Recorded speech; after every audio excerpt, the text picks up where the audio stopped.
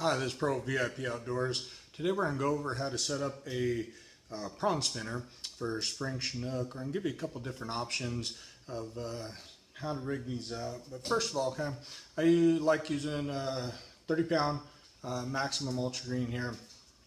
And then what I do is I take a couple 3/0 hooks, just your regular octopus hook, okay?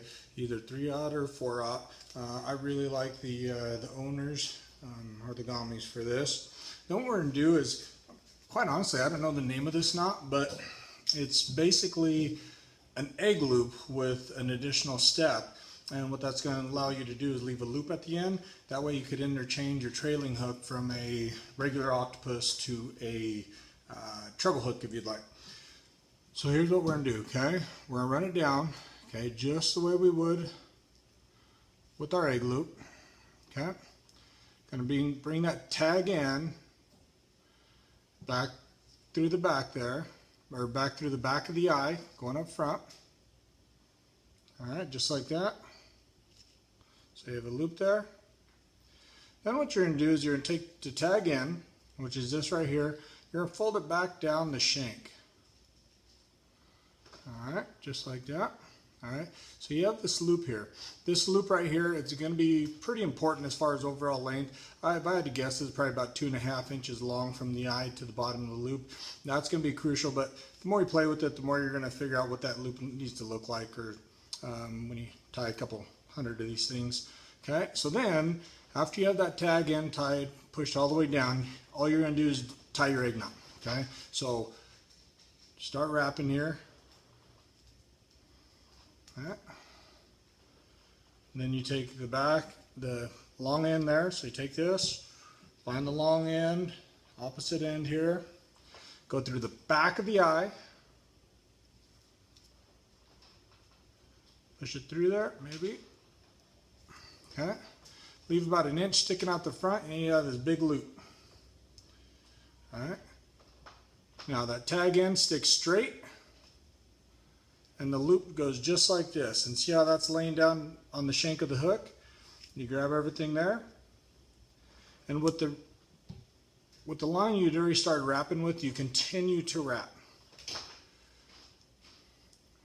I don't know, I think I do 7 or 8 on the first one, and then 4 or 5 on the back. It's not super important, okay? Just do a decent amount of them. Then what you're gonna do is you're gonna take this tag in, you're gonna pull it snug.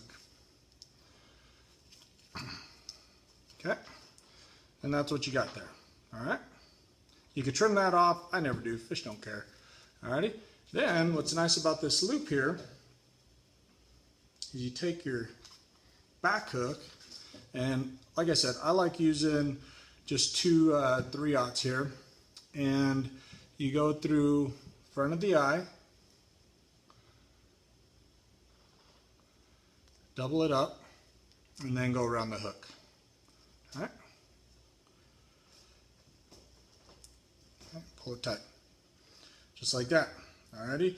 And quite honestly, sometimes like in a story or when I'm using a little bigger herring or something, or an anchovy rig, this is the way I do it right here. Just save yourself half the time of tying a mooching leader. With smaller herring, when I'm trolling springers, it's kind of tough to make them twirl with this tie, so I use a mooching leader. But anyways, that's why I do that there. All right. Then I have this, my overall leader, it's 40 inches, all right?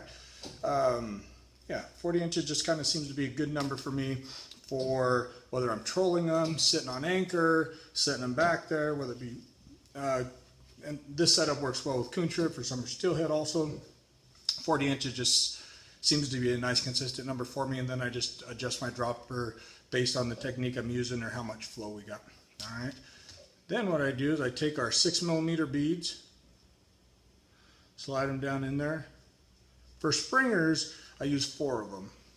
The reason I use 4 is because I'll go all the way up to our 4.5 Colorado, and you want that blade to sit above the prawn. Okay? So you got 4 of those guys there. You can put chartreuse beads, red beads, mix them up, however fancy you want to get. It'll make none bit of a difference. But okay, then what you're gonna do is plastic clevis there. That goes on there, just like that. All right, so that's what you got there. Alrighty.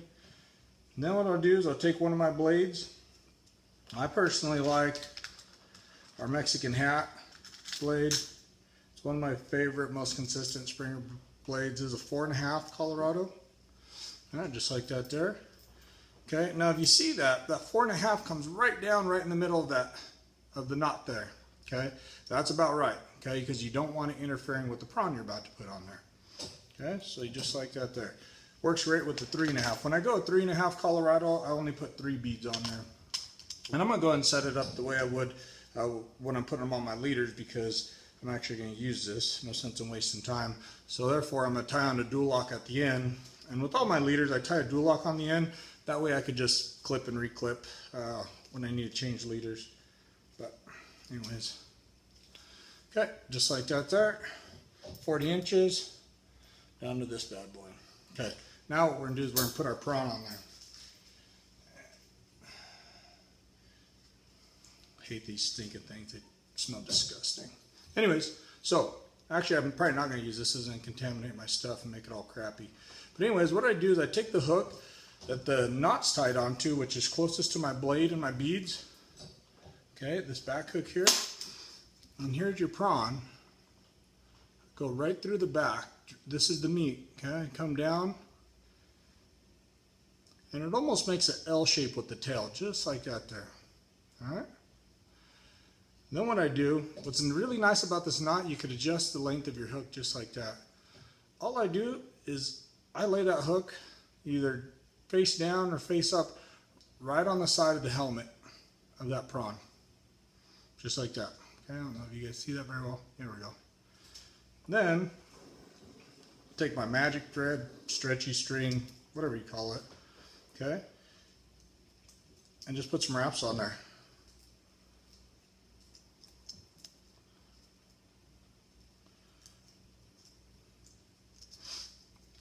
And then we're just going to half hitch it, break it off, done deal. Alright, so then you have your spinner prawn. Right? That's going to give a nice spinning motion. If you want to spin it a little bit more, you can manipulate the tail and make it really whip around. But see how the blade's staying away from that prawn. And the rod I suggest using with the prawn setup or like summer steelhead, things like that, is a Lima Glass XCC, the 802s, the 803s, the 903s.